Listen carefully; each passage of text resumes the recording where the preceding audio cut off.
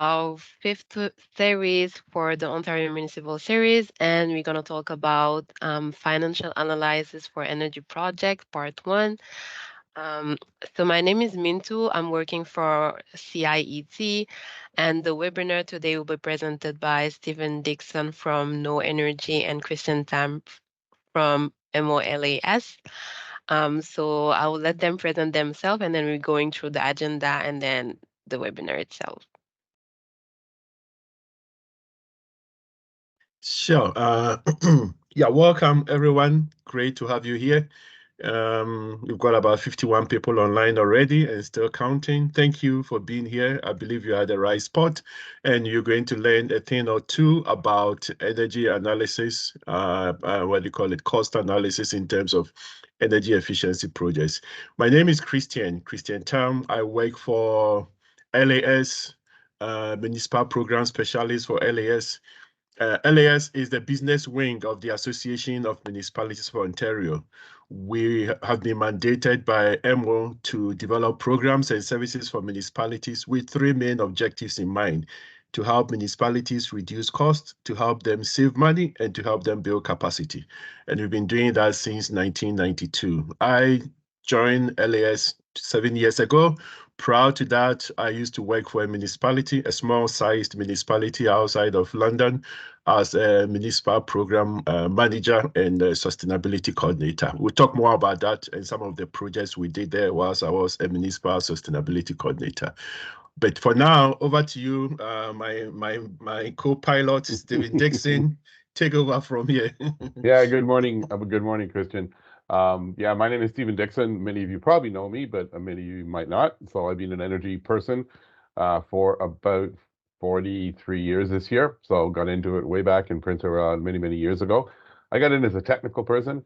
Somewhere along the lines, I ran into a chief financial officer for an organization who taught me how to do financial analysis. So I'm going to bring you financial analysis 101 kind of thing from a technical person's perspective. So I don't profess to be a guru at finances, but I love what I'm trying to do today is to present to you how to sort of make a good financial case. And I think, Christian, we've heard recently that using this thing called life cycle costing we're going to talk about today could actually start to sway people's decisions, correct? Yeah, that's So, very yeah. true. I've Okay. got a recent example, just as late as Monday. I'll talk more about it Monday night Okay.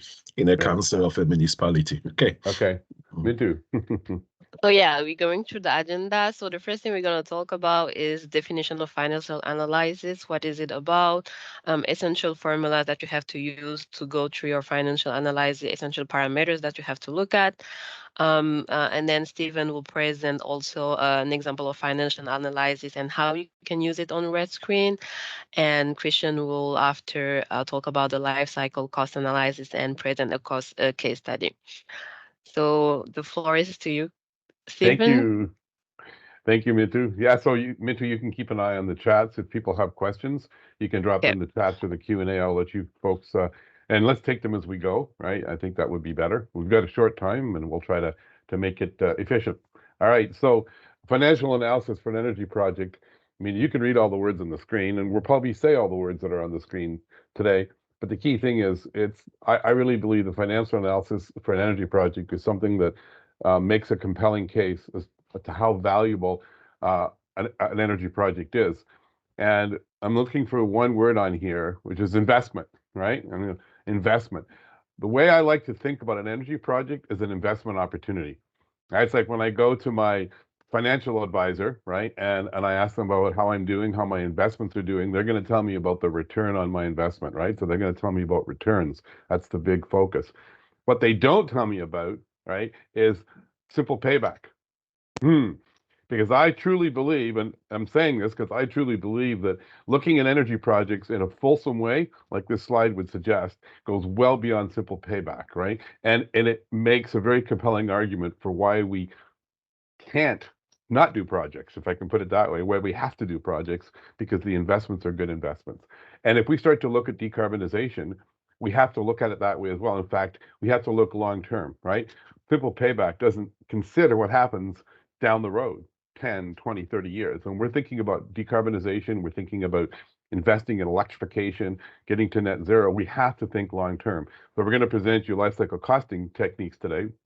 Christian will introduce those. And he has a great case study on a long-term investment. I think it was in a fire hall, Christian, right? And just how it returned that investment, or will return that investment over 30 years. I think we're about, what, 8 years into that, Yeah, that we life cycle now. started Yeah. 2017, so almost, Yeah, because I 6 years. questioned him. It was funny because I questioned him on some of the maintenance costs, right, that were in the analysis that we did, and he went back last year and checked with the municipality. Nope, they're exactly like we expected them to be. So, That's yeah, so so true. it's kind of interesting. So, let's jump into it. So, to do proper financial analysis, what information do we need, right? We need to know how much we have to spend, not just up front, but maybe down the road. And it's one thing, especially if we're looking at projects simplistically, like using that thing called simple payback. We only can really consider what we spend up front. But oftentimes projects require refit, they require maintenance, and we have to consider those costs as costs of the project over time, right? So doing good financial analysis will allow us to do that. We need to understand the savings, energy, and other things, right? Not just the energy savings, but also the maintenance cost reduction and the carbon tax or carbon cost avoidance, if I can put it that way. We'll build that into our analysis. We need to consider the time horizon, length over which we're looking at this, right? How long will a project deliver value, right? Is it 10, 15, 20 years, right? Now, if we're investing in a project, then obviously the money that we're investing comes at a cost, okay? Most organizations will consider the money invested in a project as having a cost, or in a sense, an interest rate. We call that the discount rate.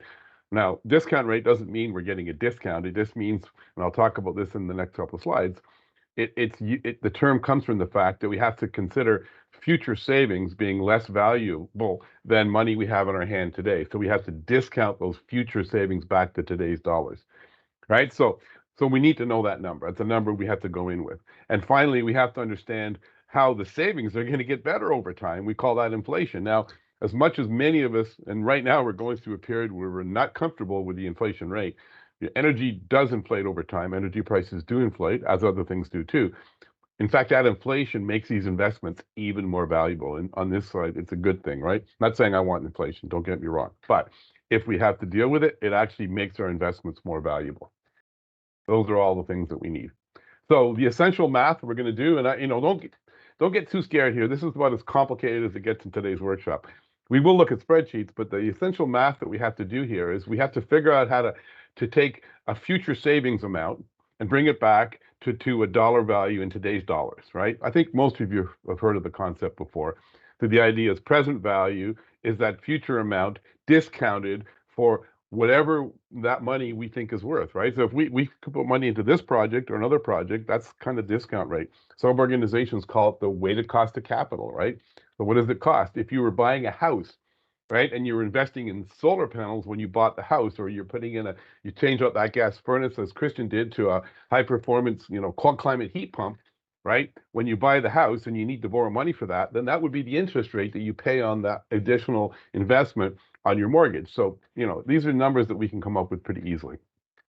So the idea is that the future amount can never be more than the present value. It either has to be equal to the present value or less than. In most cases, it's less than the present value. So it always ends up getting smaller. On the other hand, we all know what inflation does. It makes things get bigger over time. And if you look at these two formulas, in fact, you'll realize that they're just simply a reciprocal relationship here, right?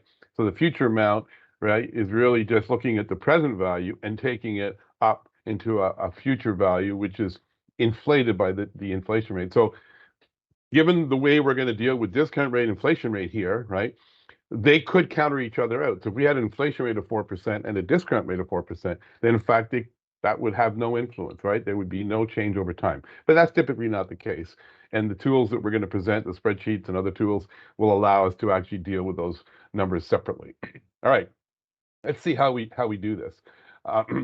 What we're going to do also, we're going to calculate some results, right? And there's a couple of results that I think are easy to get your mind around, and there's a couple that may be a lot more difficult to get your mind around. So one of them is called the net present value, okay? So the net present value is really the sum of all the money that comes back in. So what is the sum of the money that comes back in? Well, that's all those future savings amount brought back to today's dollars. So it's the sum of the present value of all those money coming back in, all our savings, minus what we put out today, right? So basically, it's what's left over at the end of the life that we've considered for this project. So over 10 years, what's left over, right? So if all the money coming in doesn't pay for what's going out at the beginning, it's negative or zero, right? But if we can get back 3 times as much money over 10 years as we put into it in apples to apples or present value dollars, that's a good thing, all right? Now, the other way to think about those two quantities, if you look at those two terms, right, the sum of the present value and the present value of the cash flows, and instead of subtracting them, you divide them into one another, okay? So that's basically what I just said. If you get 3 times as much money back in 10 years, right, as you put out to begin with, that becomes a savings to investment ratio of 10. So these two, or sorry, 3. These two things are quite closely related, but both of them tell us how good that project is, right? The other one tells us how that project earns money, how quickly that project earns money is called the internal rate of return. And some people will typically, tell you that that's the discount rate that makes the net present value zero. But I have a hard time with that one in my mind, right? So the internal rate of return, the way I like to think about the internal rate of return, it's like money you put in the bank and the interest rate you get back from it. So you go and you deposit, $100 in a term deposit, and they give you 3%. Then the internal rate of return is really that 3%. It's the effective interest rate. Now, the problem with that simple analogy is that in investments like this, we might not reinvest the money we get back from the project in the project, right? But in a bank account or in a term deposit, the interest that's earned each year gets reinvested, and then you get the magic of compound interest coming out of it. So there is another term that we'll commonly use, and when we get to the spreadsheet, I'll show you what that is, and it's called the modified internal rate of return. What it does is it considers that maybe we're not reinvesting at the face value of the project, but something less. And it just tames down that internal rate of return. One way or the other, whether we're dealing with the internal rate of return or what I'll introduce to you as the modified internal rate of return, it turns out that they essentially effectively tell you the rate at which the project is earning money. So I'm going to introduce you to this simple spreadsheet, but I'm going to explain to you in a step-by-step fashion how the spreadsheet actually works, okay? So this is a spreadsheet that we'll make sure that everybody receives after this session. I think there's going to be a copy of the recording going out too, I believe. And this spreadsheet will be available to you to do some simple financial analysis. And then in the next phase of this session, we're going to take this simple spreadsheet and we're going to make it into what we call a life cycle costing tool, right? Where we consider not just sort of one stream, but we consider up to three streams. We spread it out to 30 years, and we look at what's the lowest life cycle cost. But we're going to get there in a minute. Okay, so let's take a walk through this spreadsheet. Right, we're going to start off with a project. We're at the top that costs us $1,000, right? And that project will return to us each year, at least in the first year, $500 in savings. There's a simple one, and you can calculate in your head what the simple payback might be, but I'm not going to do that here. All right. 1,000 out, 500 back, and the savings are inflating at the rate of 4%. Okay, so the inflation rate is 4%. So we apply the formula. So the 500 in the first year becomes 520 in the second. Well, it's the 0th year, the first year, 520, 541 in the second, and 562 in the third. So it's getting better. Okay, that's a good thing. Now, let's take a look at what happens next. Now we have to consider that those future savings, so what that ended up in the previous sheet with, which was the 520, the 541, and the 562, right? Those numbers are now going to actually have to be discounted for this, this present value calculation. So we're going to have to bring those back to today's dollars because the 562 is dollars 3 years from now, right? But dollars 3 years from now is not worth 562. It's actually, when we apply this formula, it's worth 423, right? And the 541 is, so basically the numbers, because the discount rate is 10%, which is greater than 4%, right? The 423 is actually lower than the 500 we started with. Even when we inflated it to 562, the discounting brought it back to 423, okay? So these two things are kind of battling with each other, right? But in the end, this will win out. Doesn't matter. This example is kind of exaggerated, and it's got a very high discount rate. Most municipalities would probably consider the discount rate. Does anybody know who's done this analysis with the municipality? Maybe you can put it in the chat. What you would consider to be the discount rate in the municipality. right? I've heard numbers like 2-3%, right? Where you can borrow money for, say, from Infrastructure Ontario. That would be kind of the sort of the benchmark that you might use for that. So bottom line here is that, right, the future amounts are bigger when we consider inflation, but get smaller when we consider discounting. All right, so now we have $1,000 going out at the beginning, and we add to it 473 positive. So that's our savings coming back in present value terms. So the 1,000 becomes 527. We take the 527, we add to it the positive 447, that becomes 80. So we're still under, we're still in the negative situation. That's why it's in red. All the accountants out there will know that, right? And then we add the 423 to it in the third year, and it pops out positive. Okay, so we break even somewhere between the second and the third year. Now you might think, well, that's got a simple payback, Steve. The break even should be 2. No, when we consider the other factors, and this is why simple payback doesn't work, because it doesn't give us the right answer when we consider the reality of inflation and discounting, the real value of money. So bottom line is we pop out positive just before the third year. That's good. That's good. Does anybody know what this last row is? Because I've added these together.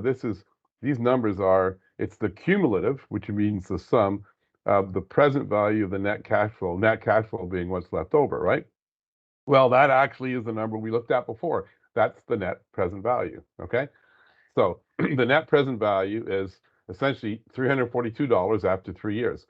If we only waited 2 years, if we said the time horizon of this project was 2 years, the net present value would be negative. And that means run away from this project because it basically doesn't give you as much money as you put into it. You don't want to do the project. So the golden rule is the net present value has to be 0 or positive before we should do this project, given a certain time horizon. All right, we can extend the time horizon, right? So I'm going to extend it out eventually.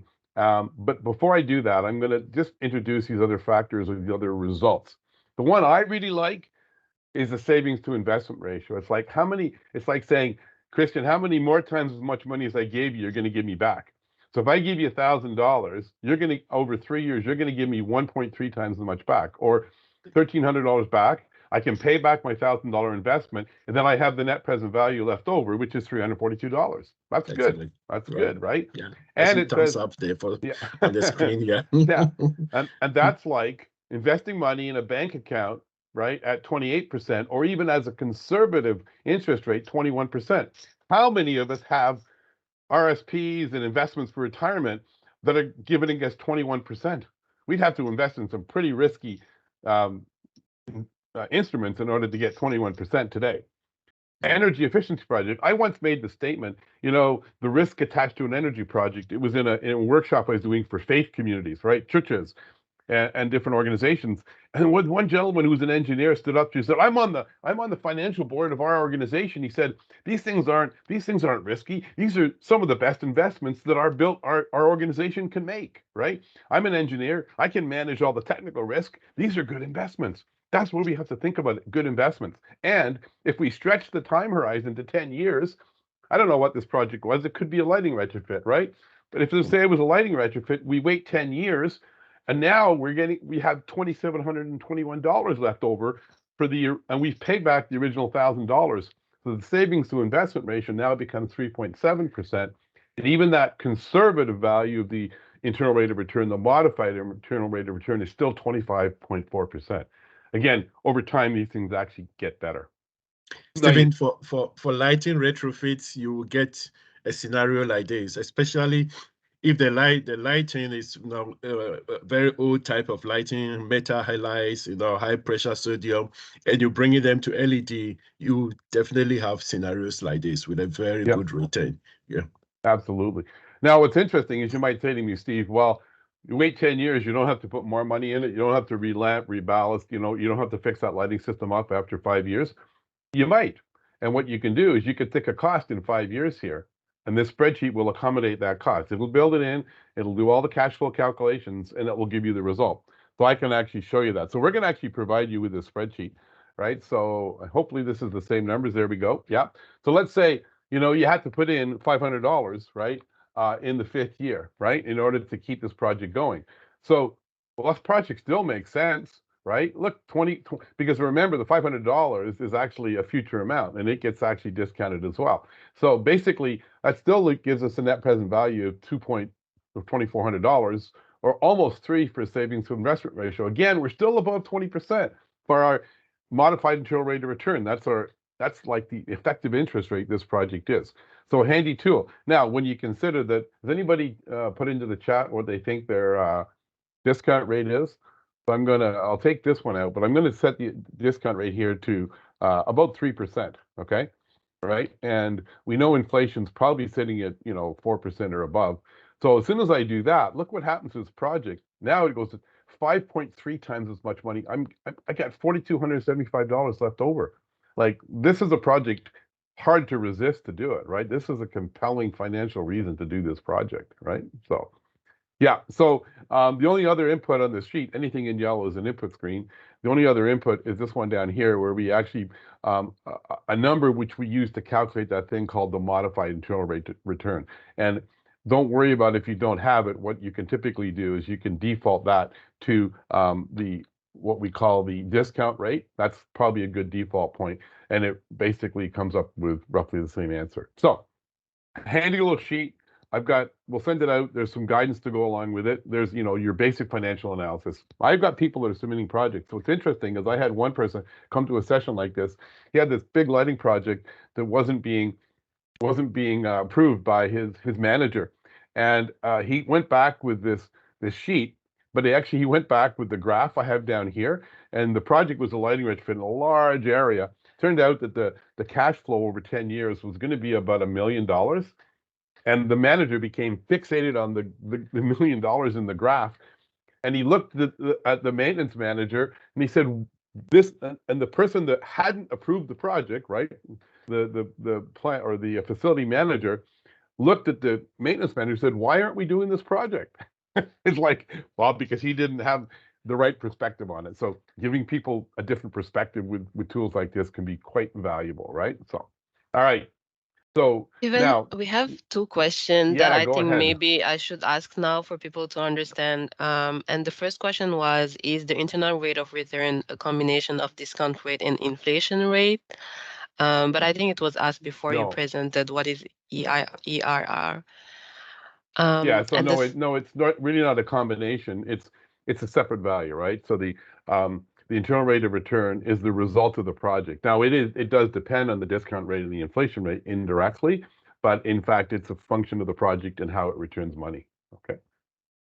and then there was another question saying, does discount rate still apply if the project does not need to borrow from Jesse? Yes, because if you go and talk to your financial person, they're always going to consider the fact that we take money and put it in this project versus another project. Yeah, so if you don't have to borrow the money, you are actually, in a sense, borrowing it from other projects, since most organizations have a competition for the capital funds, right? So they have to decide whether to put it here or here. And one of the ways that those kinds of put it here or there decisions are made is based on the return of the project, and you have to exceed a certain amount. Sometimes the discount rate is called the hurdle rate, the amount you have to exceed. This kind of analysis is probably less familiar to municipal organizations.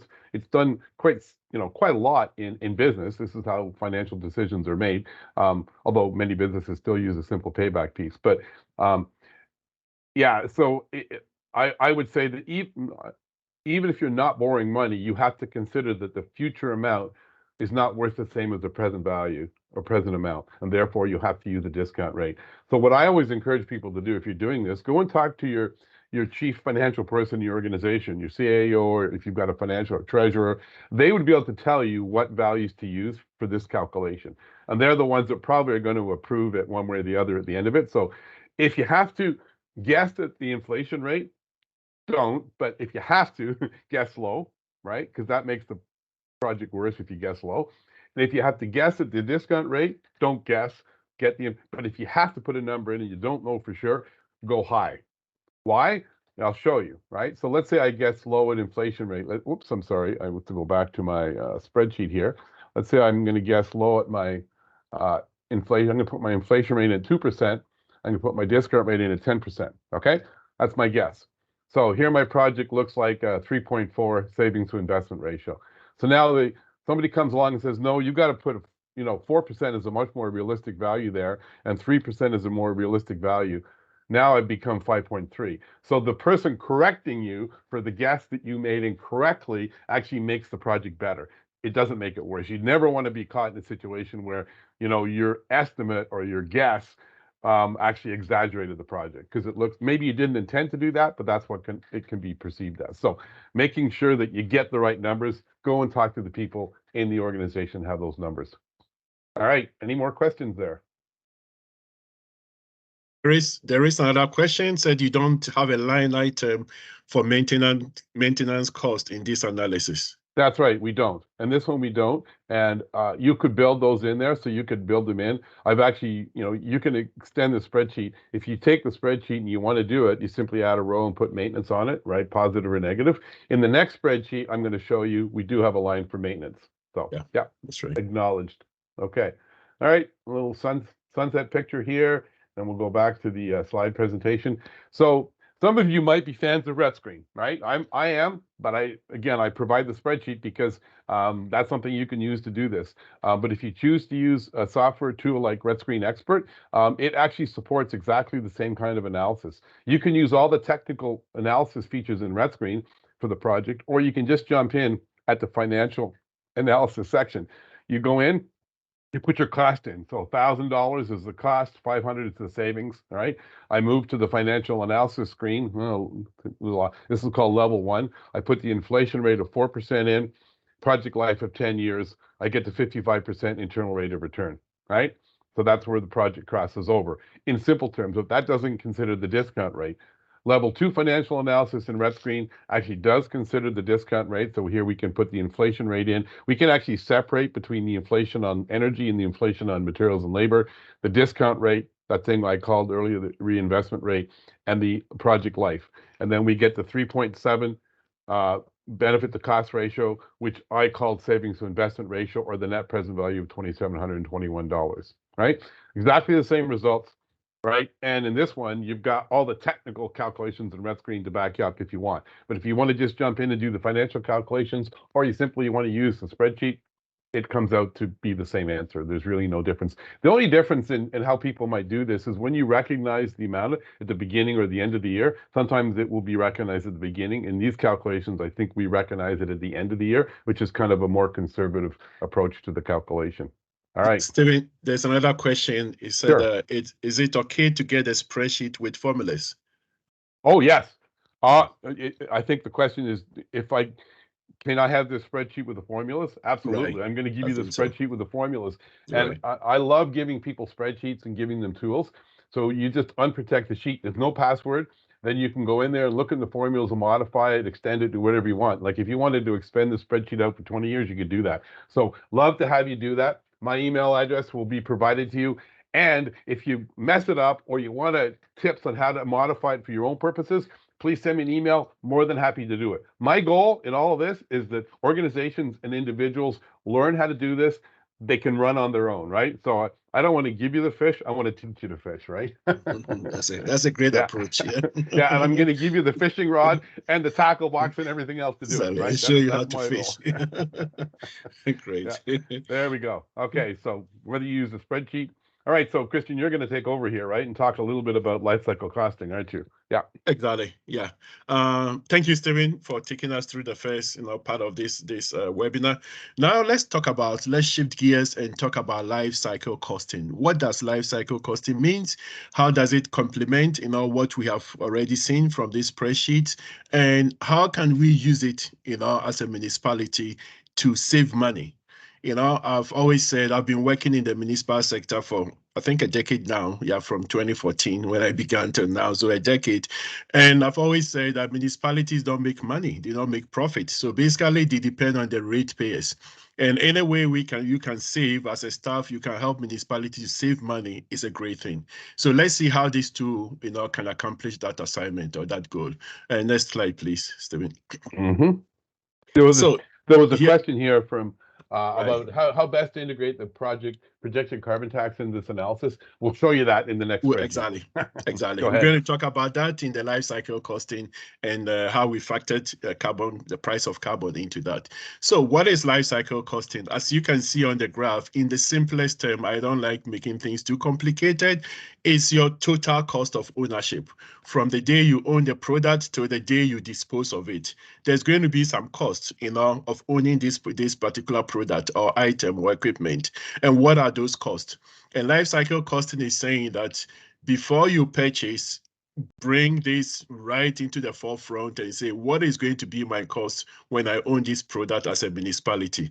There is the initial price. Great. We always know that. And councillors will make decision based on the initial price. But there are other prices also that's associated with a product. I mean, there's a disposal cost, there's a training cost, there's energy cost, there's operational and maintenance costs. So how do we factor all this in our decision making? Next slide, please. Life cycle costing is like an iceberg, we've all heard about the Titanic, they saw a little piece on top, but they didn't know there was a huge, massive ice underneath. That is what it is. We see the initial investment, and we are very familiar about the initial investment. But underneath, we've got the energy cost. We've got the maintenance costs. We've got the operational costs, and as I said earlier, the disposal and training.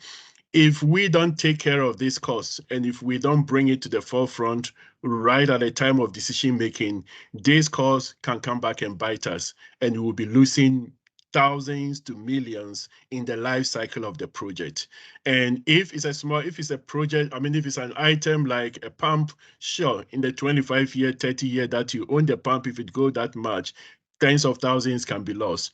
If it's a building, in the 30 years, building can stay for the longest of time. 100 years, they are still here. You could be losing millions. So life cycle costing is just saying, before you make a decision, think of the total cost of ownership and how do you prepare for this to say, yes, we want to acquire this product, or no, we don't want it because it's going to cost us too much money. Next slide, please. Actually, before I do that, the footnote for that graphic on the right is actually a really good life cycle cost analysis manual that's on the web. So if you want a sort of a 30-page guide with examples, go and have a look at that website there, WBDG. I can't remember exactly what it means, but they've got a great guide. Go ahead. Right. So where can life cycle costs be used? I said earlier, in our municipal decision making, in procurement.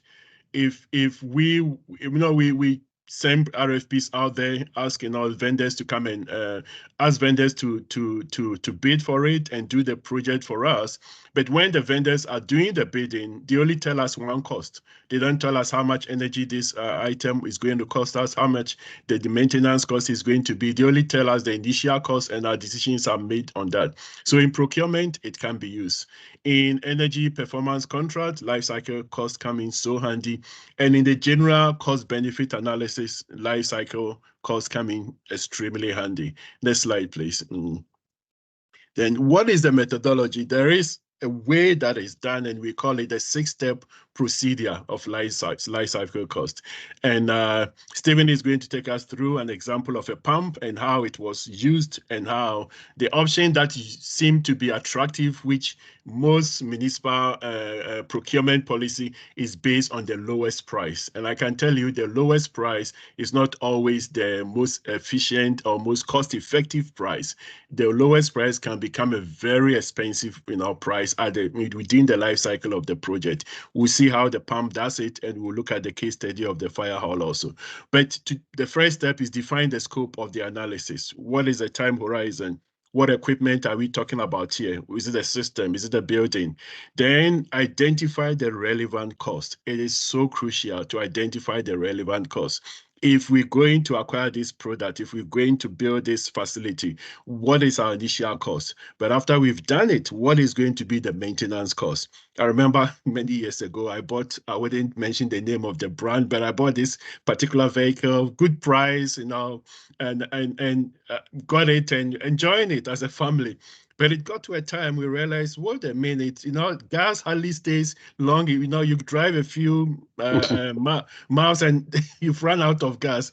So I said, no, this is not working. So we later went on, traded it in, and got another one. And the gas consumption was so efficient. That is life cycle cost at play. I didn't consider the gas consumption at the time of making the decision to buy. I was just baited with a carrot of, oh, come buy X amount of whatever, and got it, only to realize the cost of maintaining it was very high in terms of my budget. So I had to replace it. So that's life cycle cost right there. There's going to be a disposal cost. Then after you've done that, you move to step 3 to gather the data and you perform the analysis. And the spreadsheet that we're going to make available helps you in performing the analysis. You calculate the key financial indicators. As Stephen has said, that that spreadsheet can help you in that regard. What is the net present value? What is the total cost? And there is a need to perform a risk and uncertainty allowance. I mean, you never know. We don't control inflation. The governing council, on Wednesday, they made a decision. It stays as it is. We're not going to reduce it. They control inflation. So you have to factor some of these risk factors into the analysis. Then after that, you take a decision. Is this good or is not good? Do I want to do this project or we do not want to do this project? And I know most of our audience here is our municipal audience. And as I said earlier, I want to re-echo it.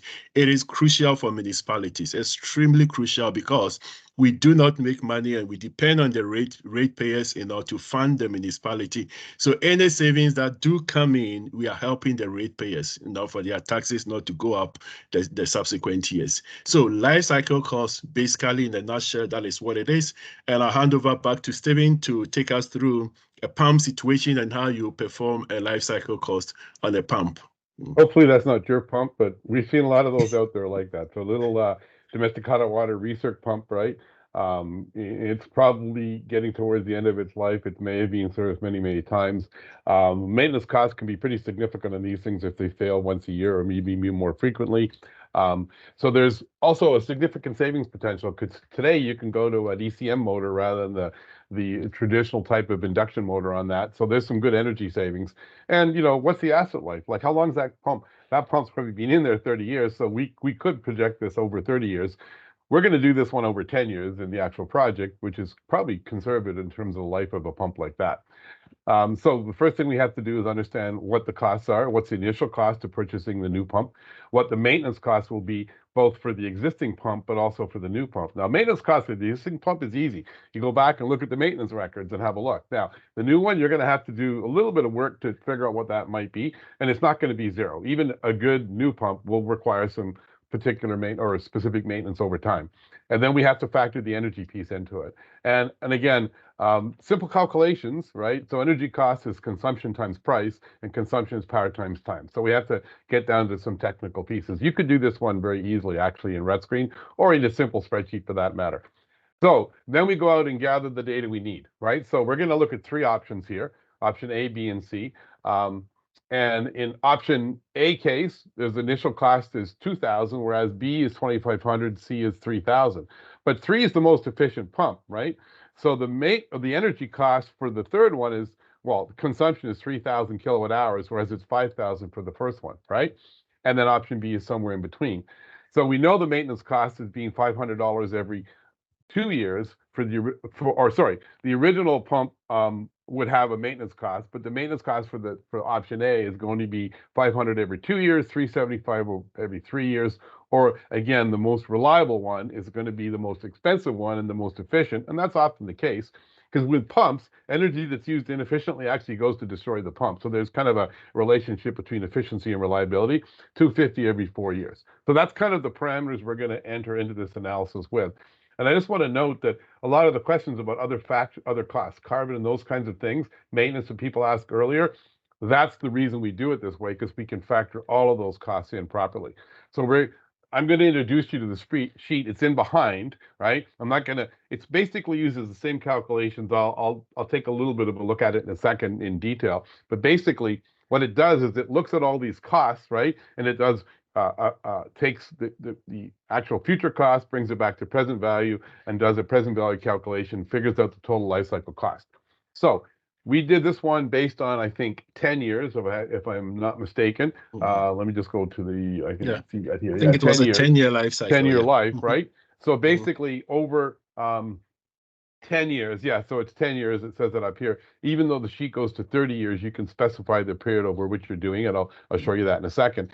So the initial cost, right, here's the initial cost of the 3 pumps, right? The carbon and maintenance cost. So here's what would be built in. We had a line for maintenance in here, but we also have a line for carbon down here. So we can either use the projected carbon tax out to 2030, or you can put your own carbon tax in the sheet. So if you put something in here, it's going to override what the sheet has. So, 169 out in year 8. Or if you put a number in there, you put in 300, then it will make the 300, and then use that in the calculation. So you can go with the default or modify it to be your own value for the carbon tax. Make a long story short, look at the diagram. The most expensive pump, right, is the one with the lowest life cycle cost. Because when you consider the energy cost over that life, that's the big chunk, right? And the maintenance cost, right? So even though over time, right, even though initially we spend more, it's the initial cost is dwarfed by the life cycle cost of other things, right? Like a simple thing, a motor, you buy a motor, the cost of the motor is typically between 5 and 10% of the cost of the energy to run that motor. So buying a motor based on its life cycle cost, buying the best motor you can get makes so much sense, because even a couple of percent in efficiency improvement in a motor, this case a lot more in a pump, right? Because there's other mechanisms for inefficiency. So and no, sorry, go ahead, Stephen. No, I'm you just going go. to make a comment. Yeah, and this is even just for 10 years life cycle. I mean, motors can go up to 25 years to 30 years. So whatever you've seen here as the cost in terms of maintenance, just double it, and you see how much money you are losing as a result.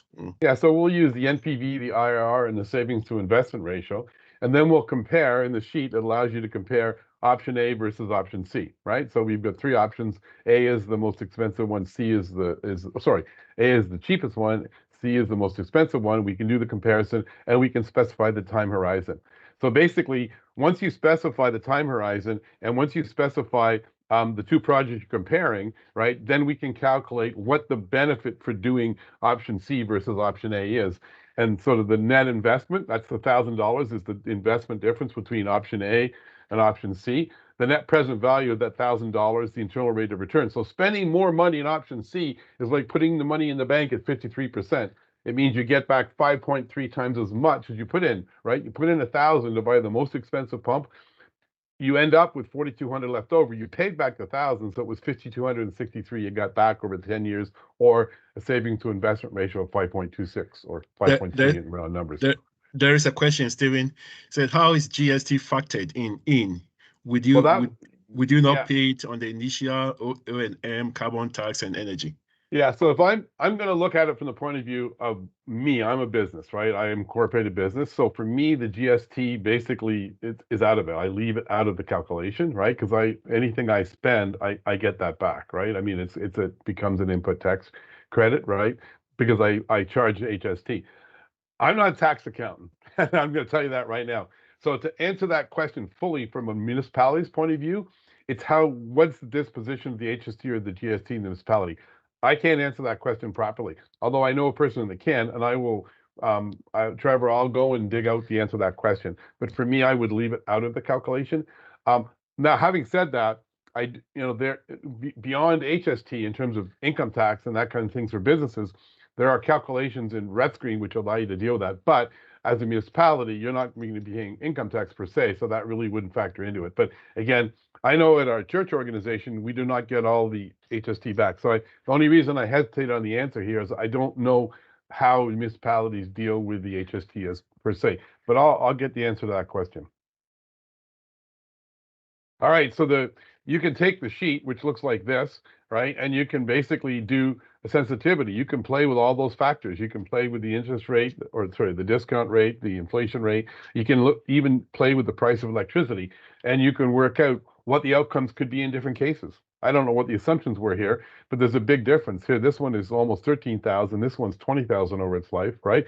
But even when you permute all those input variables, you still see the pump number 3 is the best option. In fact, it may be even proportional, even better under adverse conditions, right? So likely higher energy costs, right?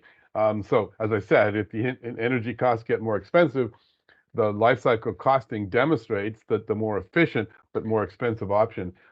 Yes, you could build the disposal cost in there as well, right? So we've picked a sort of a finite amount of cost, but you definitely could build the disposal cost in there as well. Yeah. These tools are really, if you want like the most rigorous life cycle costing tool I've ever seen out there, we can send this one out, Christian, too. It's actually Harvard University have a life cycle costing tool that has to be used when anything is done on their campus, right? And they define and everything. Like it's an excruciatingly detailed sheet that they use to life cycle cost any modification that has environment or sustainability impact, basically. So, but yes, you would deal with disposal cost and depreciation. In RETScreen, there are lots of other cells to do that. So I didn't want to dig into RETScreen, but if you wanted to use RETScreen, you would have a lot more sort of cells to punch things in. You could modify the sheets to build it in as well, too. So taking the best decision, obviously that third pump is the best decision. Right. Now, I'm just going to show you the sheet here, and then I'm going to flip it over to Christian because we're getting close to the end here. So let me just, I think this is the one I want. Yeah, this is it. So there's the sheet there. So basically when you get it, it does the calculations out to 30 years. I've hidden a few years in here just so we can see it on the screen. And when you go here, you can actually, so if you make this 30 years, use the full extent of it, then, it just gets even better, right? So the longer you wait with these things, even after 5 years, right, it still makes sense to buy that. Let's say for 2 years, does it make sense to buy it? No, it doesn't make sense if it's only lasts 2 years. 3 years, it makes sense, right? And then from then on, it gets better and better and better, right? So you can, the beauty of these sheets, and the reason we provide them the way we do is for people to experiment with numbers, get your sense for what's happening when you go through this. You can change the inflation rate, the discount rate, and so on. And you can't break it, right? Just if you break it, just throw it away and open up a fresh version. Exactly.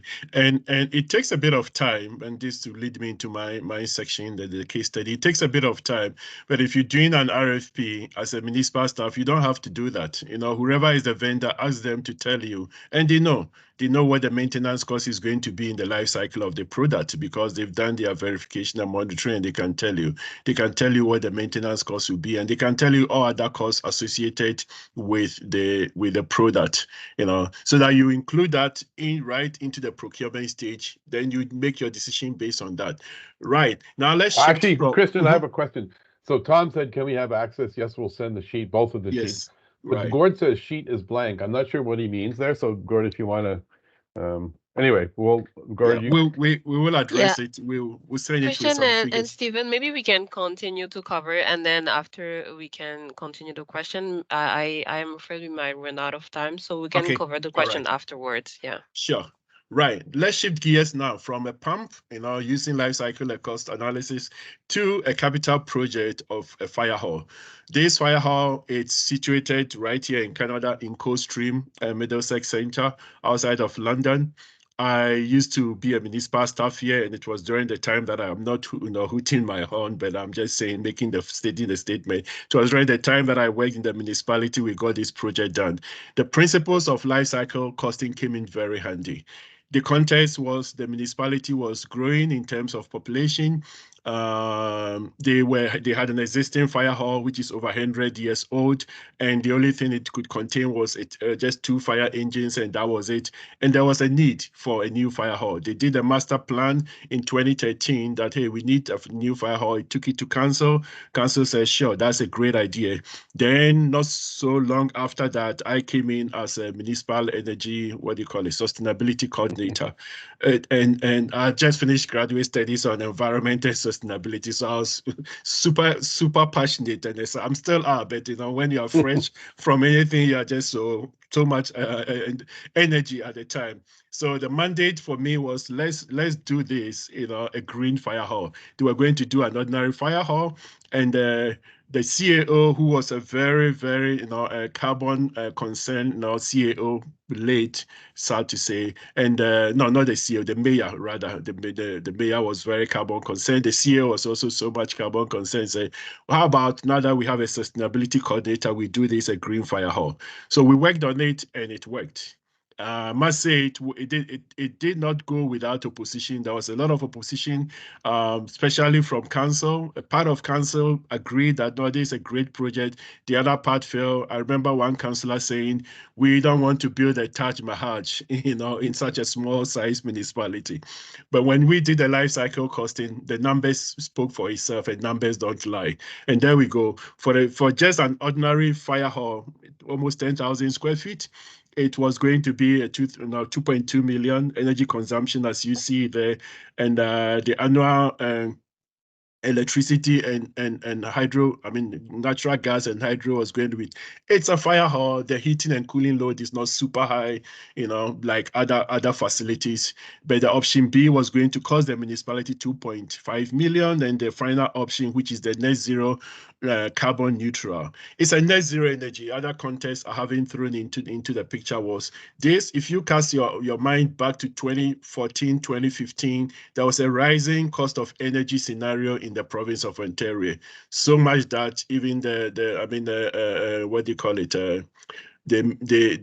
They have to enact some laws, to address that. So the municipality said, if we're going to do this, it's a great thing, but why not be energy sufficient? So net zero energy was the target, and net zero energy is a subset of carbon neutral. Carbon neutral is a bigger circle, and within it, we have a subset which is net zero energy. And net zero energy says you consume as you will consume as much as you produce on site with the help of renewable energy. So we have some solar photovoltaics on top of the fire hall, 60 kilowatts, and we have a ground source heat pump, that came in handy. And Stephen, I think the slides have changed. You are on the spreadsheet I right just now. put the spreadsheet up there. Yeah, but yeah, All so right. Okay. you can see your photovoltaics on the roof there, right? Exactly. So You can yeah, see it right yeah. there. And then And the details of, you went to carbon neutral by using the ground source heat pump and the photovoltaic system to yes, that's provide for right. the electricity. Even though it says electricity consumed, it's Right. provided by the photovoltaic system per se, Right. right? Right. So at the end of the day, the energy consumption is being provided on site. And as it's been operational since 2017, as I said earlier on, and they haven't spent a dime, for hydro bills or there's no natural gas on site. So it's purely a carbon neutral, and they generate enough energy from the solar panels and even take the excess to the municipal office, which is next by, and the remainder goes on it's a micro net metering, so it goes into to hydro, and they give them a credit for it. Next slide, please. Yeah, so we've done the full financial analysis, right? Which is Right. using the sheet. And the next Mhm. slide you want is this one. Exactly. This is a Right? slide I want. I'm Yeah, excited yeah, about this one. yeah. So this is what tells us that in as much as the first project was 2.8 at the time. Now these prices have gone a bit higher than that. It was 2.8. In the 30-year life cycle, it's going to cost us that amount as we see there. And of course, there is operational and maintenance costs and carbon costs, and it's not even 300,000 in the 30-year life cycle of this project. Mm, early part of was it last year? Yeah, we had to do a presentation on this, and Stephen questioned, the Oh maintenance yeah. figures that came out. Said, what? I mean, that cannot. So we went back to the municipality and said, tell us, how much is it costing you in terms of maintenance? And they confirmed the figures that it's close to zero. We don't have to it doesn't cost us that much. But if we had gone the conventional way, I mean, you can see the operational maintenance for a normal fire hall over $1 million within the 30-year cycle, and for a high performance building envelope also same price. So at the end of the day, it's next slide, please. I think we should be wrapping up now. Well, actually, I just want to show one thing. I think Mhm. when does the two options break even? At about maybe year 17, right? You can play with it here. At year 17, you break even, but over the 30-year life, in fact, right, there's no doubt that net zero option is the best option. Exactly. So Right. that's the sheet. I just wanted to show how to use the sheet. There's the graphs, the Right. results, and The then I results, and think that's it. So in a nutshell, it did work. Council said this is a great thing to do. Majority were in favor, but at the end of the day, in a year's time, when they saw it operational and all the energy savings that was coming from it, and of course reducing the carbon footprint of the municipality to such a greater extent, all the councillors that were not in favor, became converted and said this is a super project we did, and it's been running ever since. I'll put a link, in the chat. If you want to check it out, you can certainly have a look at that. So, And Christian, do you have another story where life cycle costing or good financial analysis really made the difference in council making a decision recently? Good point. That was Monday night, and at Chatham, I can mention the name because it's public record now. Chatham Kent, approved lighting upgrades to the tune of 1 million for the municipality.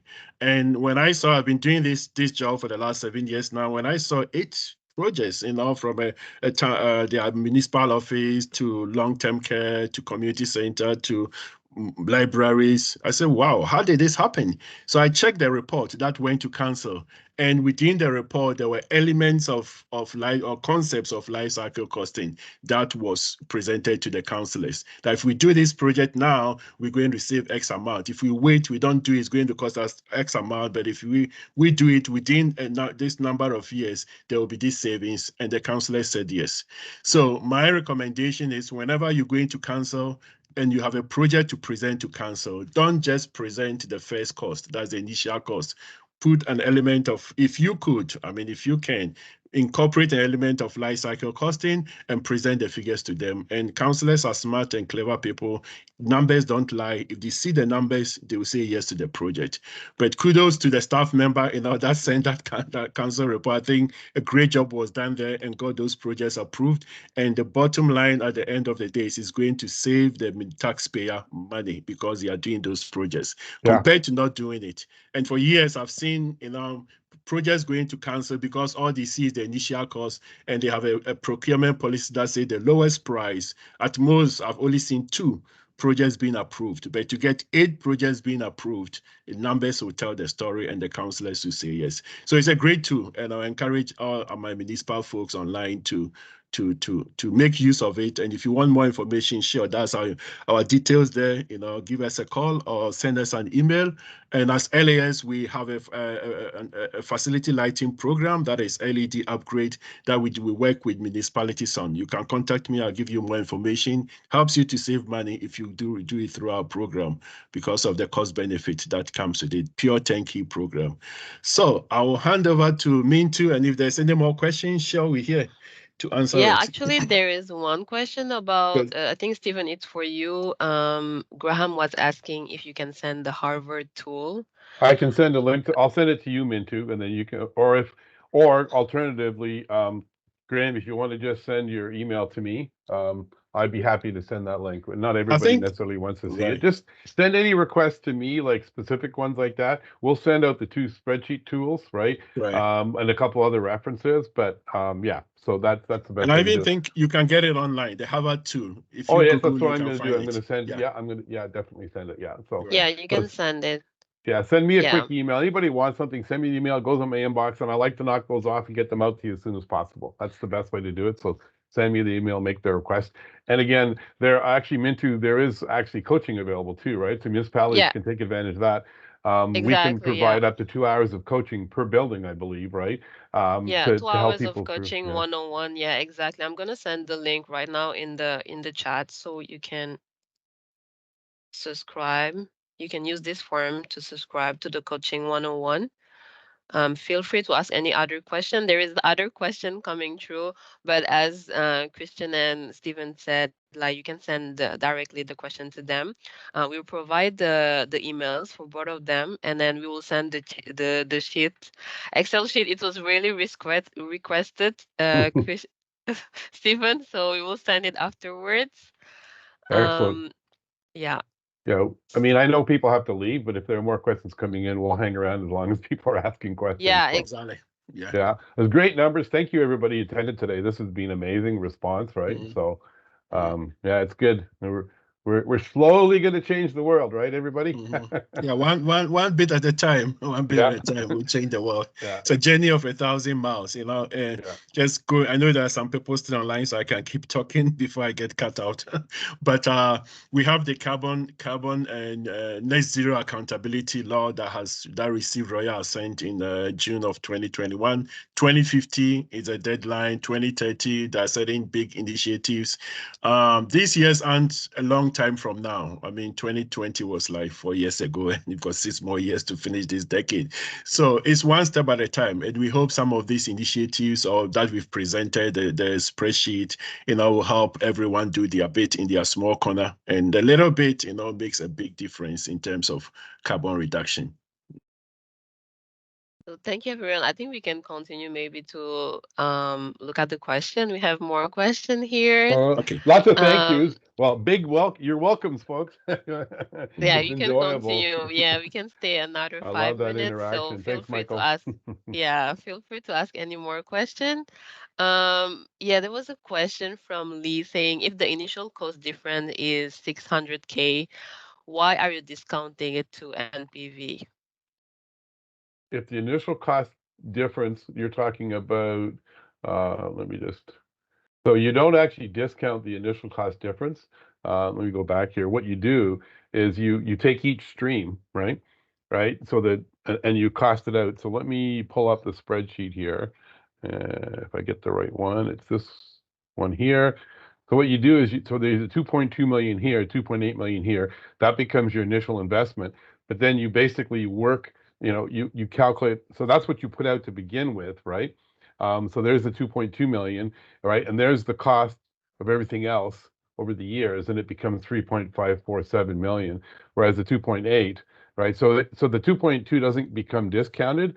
What you do is you end up adding to it all the other costs, which in the case of the least expensive option are actually greater. So the overtime costs are what sort of result in the result, right? So you can see how, if you look at the spreadsheet, it makes sense that you go through the energy piece here. So there's the energy cost after 30 years, this amount, right? There's the all the O&M and carbon costs to become this amount, and those are all discounted and inflated as well. So basically, the inflation rate and the discount rates are applied to all those. So the numbers that you end up at the end of it are all in present value dollars, basically. So it's the total life cycle cost in present value.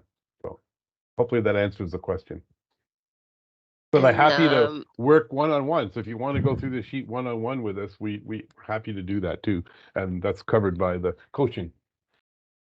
And Stephen, the last question, I think the last question was for you. It was on Okay. slide 22. Margaret asked, are energy costs normally included in operational costs in terms of life cycle? Our energy costs? Yeah, normally Oh, included in operational costs. I well, think that's a good. that's a good. Go ahead, Stephen. After No, you. no, you go. You go. Right. It's a great question. It normally comes separate as a separate line item. You have operational and maintenance, like in the case of the solar panel, there's a yearly maintenance that goes on there. And the ground source heat pump stays for 100 years. There is no maintenance per se, apart from the coils and the compressors and the heat exchangers that you have to check them. But to answer your question, sure, it's a separate item. They can all be grouped into operational and Yeah. maintenance, of course. It can be done, but you can choose to separate it. But at the end of the day, the bottom line is there is cost associated with that particular product. So just make sure you're identifying it. You can put energy costs as part of operational costs, and you can break it down from there into different subjects of what the operational cost or maintenance cost is. Yeah. So I think the point here too is that breaking the costs out, because you may want to deal with them separately over time, right? The maintenance Right. costs, the energy costs, different inflation rates, and so on, right? Mhm. So, and making them visible. So it's a good question, Margaret. And Good. sometimes when they're all lumped together, it's invisible, and maybe that's part of the challenge is people don't really realize, what those costs are doing. So, Right. yeah. So I guess that was the end of the question. So like Steven said, we will send all the spreadsheets presented today. We really want to thank you for coming and attending this webinar, and have a good weekend all. And also, I want to mention that the webinar will be available. We recorded it, so it will be available. You can go and get back and see it again if you want. So thank you, everyone. Thank you, Christian and Stephen, and have a good weekend all. Have a good weekend, everybody. Thank you, Take care. everyone. Mhm. Take care. Bye. Bye-bye. Bye. Go forward and save, right?